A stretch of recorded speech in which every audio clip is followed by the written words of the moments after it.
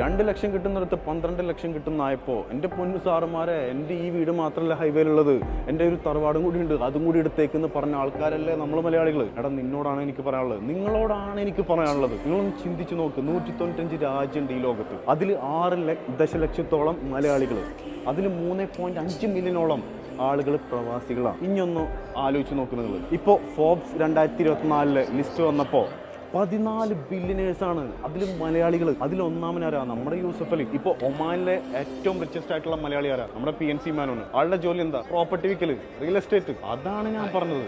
ഇപ്പോൾ നിങ്ങളൊന്ന് ആലോചിക്കുക, 10,000-ഓളം വീഡിയോസ് ഇന്നിറങ്ങും.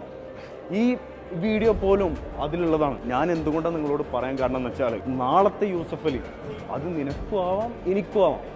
അവരൊക്കെ എന്ന് പറയുമ്പോൾ ചെറുപ്പം മുതലേ പണിയെടുത്ത് കിട്ടുന്ന ക്യാഷ് മിച്ചം വെച്ചിട്ട് അവർ നിക്ഷേപിച്ചത് കൊണ്ടാണ് അവർ ഈ നിലയിലെത്തിയത്. ആ ഒരു ഡിസിപ്ലിൻ കീപ്പ്